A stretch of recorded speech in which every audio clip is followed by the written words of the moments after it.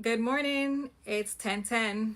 Not the time. I'm talking about me. I'm 10:10. So welcome to my video. Today we're going to be talking about you trying to make a decision if you want to be a CNA. If you watch one of my videos, I think the first episode that I did, part one, I said how I didn't know if I wanted to be a PCT, EKG tech, or if I wanted to do CNA, and I wanted the lady in the office at the school to make that decision for me by asking which job was better or more in demand. And CNAs are very in demand. So if you're trying to be a CNA, that's probably a great choice for you. I mean, somebody's got to do the job. Why not let it be you? Okay, so CNA stands for Certified Nursing Aide or Certified Nursing Assistant. Yes, you do have to go to school. Yes, you do have to take training. Yes, you do have to take a state board test. You have to take a computer test, and you have to also take a skill test. And the skill test, you cannot fail anything. It's a lot of steps, and you have to memorize them step by step. You cannot skip any steps. I'm going to tell you a little bit about the skills test. So on the day of the test, they partner you up with, let's say me and then you. They partner us up together. So I'm your patient, you're my patient. We switch it up. That's how it goes. Before you enter the room, you have to knock.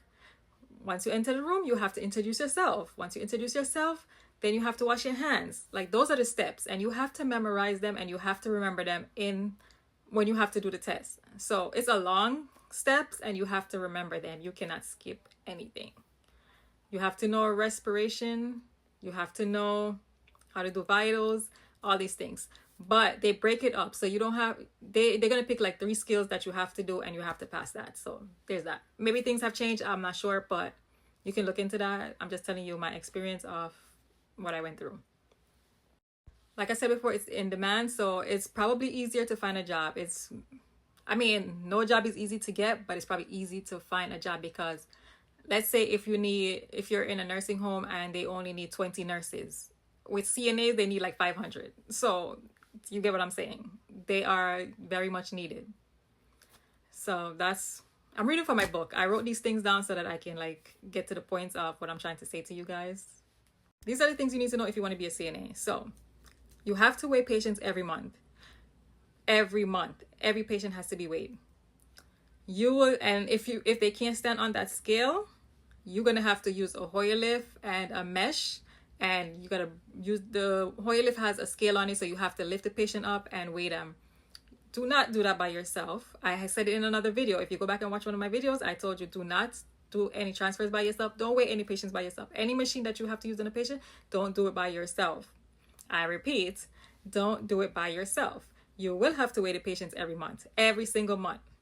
I think you do have to measure, but I don't remember ever measuring a patient. I just remember maybe the nurse does that, but I always know every month we had to weigh every single patient on our assignment. Everybody on the floor has to be weighed. Every patient on your assignment has to be weighed. Okay? Now, like I said, this video is things you need to know. You will get used to cleaning poop. Maybe after 3 days, maybe after 1 week, you will get used to it. The scent won't bother you. You will get used to it. The more you do, the more you get used to it. It's like any job. The more you do it, the more you get experience, the more used to it, and life goes on. Somebody's got to do the job. Why not let it be you? You will, I said it. You have to empty catheters and measure the urine and document that. You have to reposition patients every 2 hours. That is a thing. Because sometimes the patient might have bed sores. So you do have to reposition every 2 hours if they're bedridden. If they sit in a wheelchair, then you do have to put them back in the bathroom and toilet them, and then put them back in their wheelchair. Same thing with the bed, every 2 hours, and you have to change them. Do not leave your patients when you're leaving wet and soiled. They can tell if you just change them or if they've been wet for a long time. So change your patients before you leave. So, like I said, there's 3 rotating shifts: 7 a.m. to 3 p.m., 3 p.m. to 11 p.m., 11 p.m. to 7 a.m. These are shifts that, like I said, where I work, those were the shifts. So those are the shifts you can pick from if that's what your facility have. I've only worked at one place. Those were the shifts. Pick what's best for you. Pick what's best for you and your family, but pick what's best for you, because you're the one that's going to have to do the job. You're the one that's going to have to do the hours. You're the one that's going to have to get up and do all that work. So decide what's best for you. Morning shift gets the most work because you have to come in the morning. You have to wake up the patient. Well, not wake up the patient. They are up and they like to be in the dining room at a certain time. They're going to be up.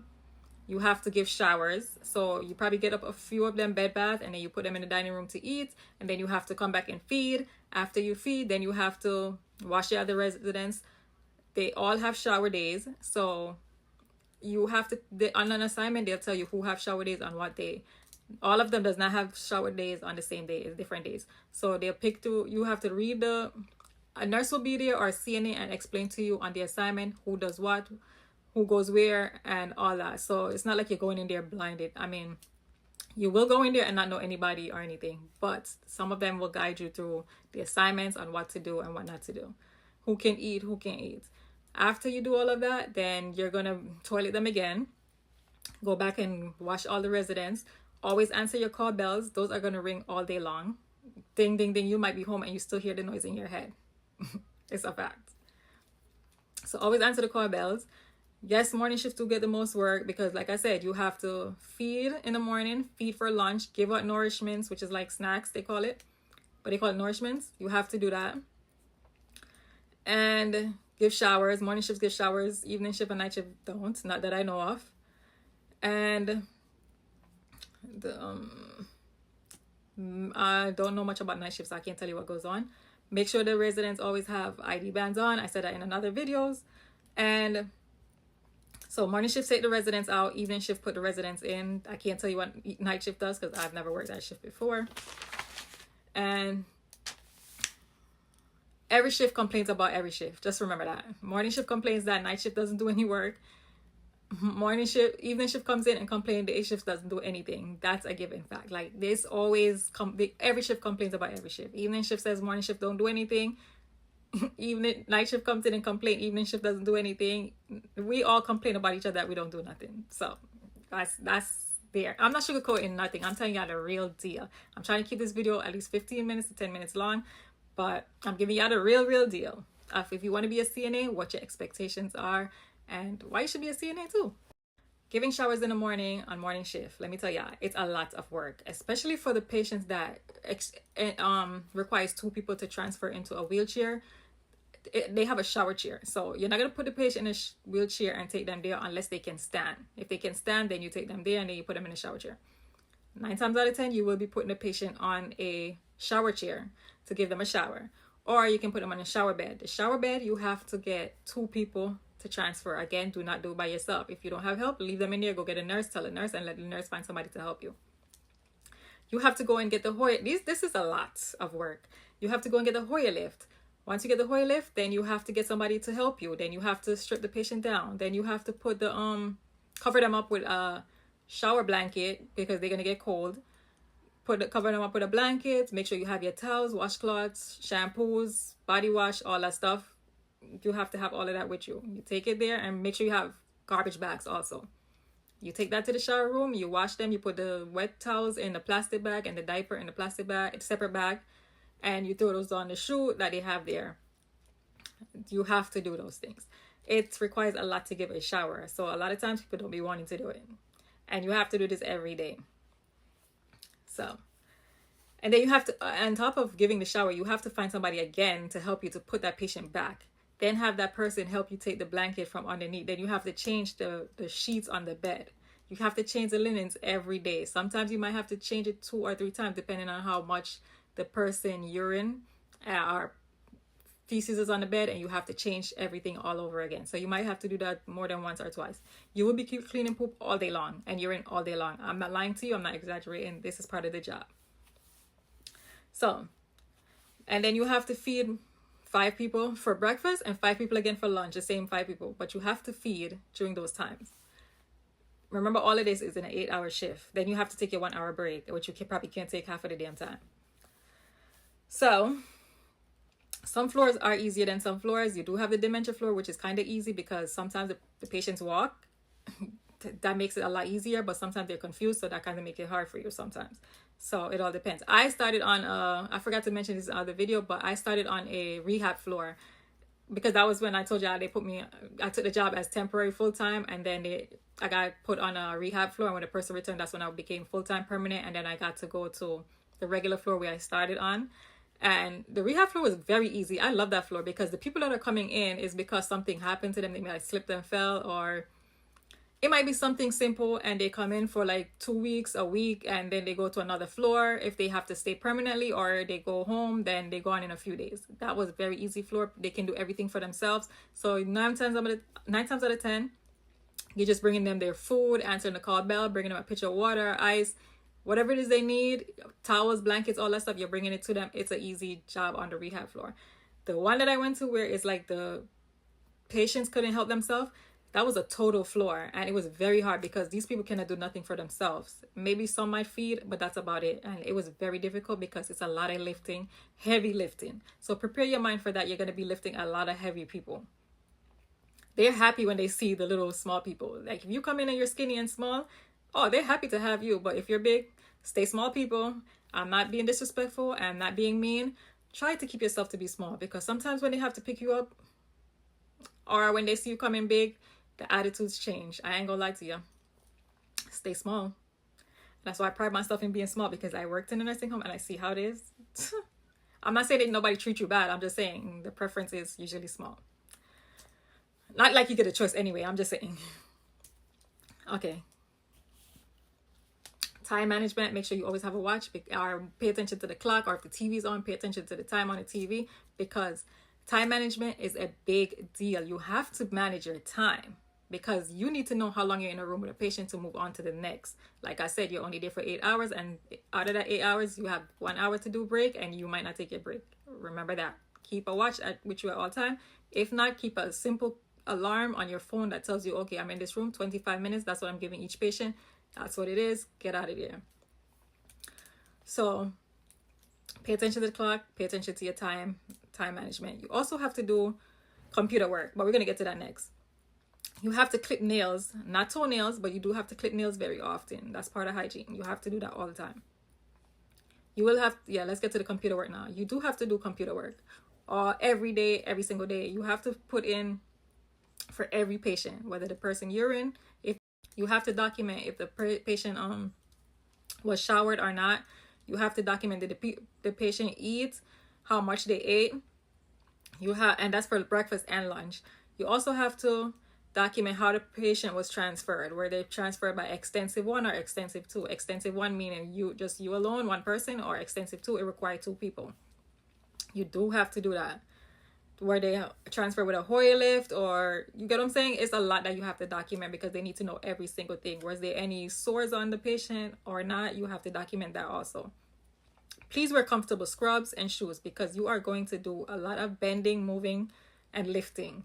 And you need to be comfortable at all times. Don't wear any clothes that's tight fitting that, yes, they do have tight scrub. Sorry. They do have tight scrubs, but some of them stretch. So make sure you're buying stretchy scrubs if you're going to wear tight scrub. Don't be in there trying to impress no man or look for no man. Half of those guys is not even it. So stay away from those.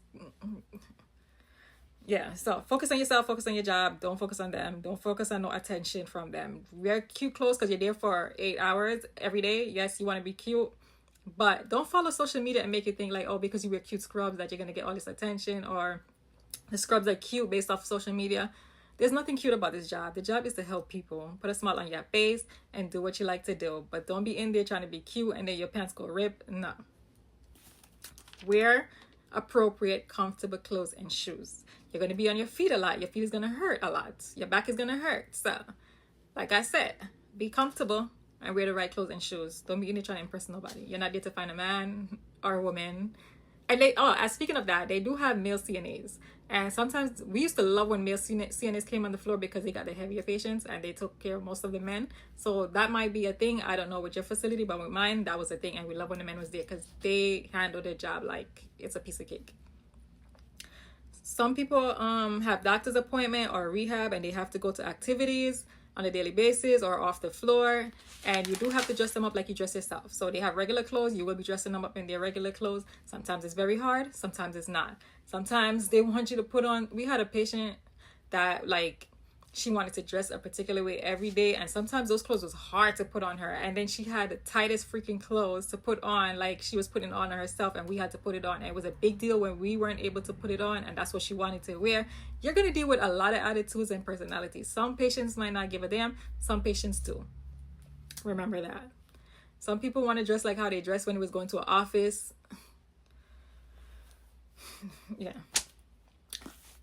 Make sure you do your rounds all the time. You're always going to have to do rounds. I mentioned that in a different video. If you watch all my other videos, you do have to do rounds every day. Make sure you change your patients before you leave. And when you get there, make sure you clean up after yourself. Make sure you take the dirty linens, the dirty diapers out. Change your patients, like I said, before you leave. And you're going to have to deal with CNAs that's always hiding, because some of them do hide. And they don't want to help you, like I said, in a bunch of times. So prepare your mind that these people are not going to help you. I don't know. Some people may, like I said, in the beginning, the people I start with, they were mean and they didn't want to help. And then as time changed, some of them became nicer and new people came on. And those are the people that I love working with and made me want to go to work every day. But in the beginning, I did not like the job because the people I work with made it hard, and they just made your life, it just made you feel like you didn't want to be at work because they didn't want to help. Like I said, a lot of them don't like to help. They're miserable and mean and mad. Like I said in my other video, they don't want to help you. Be prepared for that. You want to be a CNA? Go ahead, be a CNA. Don't let nobody discourage you. Somebody's got to do the job, and why not let it be you? You like helping people. You want to help people. This is a great job for you. And if you love a lot of overtime, some people do love overtime. This is a great job for that because they always need people. So you want to be a CNA? Be a CNA. Go ahead. And check out some of my other videos. This video was just on what you should expect when you're going to be a CNA. I'm not sugarcoating anything for you. And if you find this video helpful, share with some of your other friends. Like, share, comment, subscribe. If you have any questions, leave them in the comments. Maybe I can help you, or maybe somebody else reading the comment might be able to help you. But leave your comments. If you have any questions, let me know and I can make a video based off of that. And I appreciate you guys for taking the time to watch my videos. If you make it all the way to the end, leave a heart, show some love, subscribe. Let's be friends. You're already here. Why not? Check out some of my other videos. Like, share, comment, subscribe. Thank you guys for watching. I appreciate y'all so much. And come back for the next one. I'm doing a mini series, so come back for the next one. And let me know, was this video helpful to you? And if you want to know anything else, just like I said, leave it in the comment and I will answer each question and comment.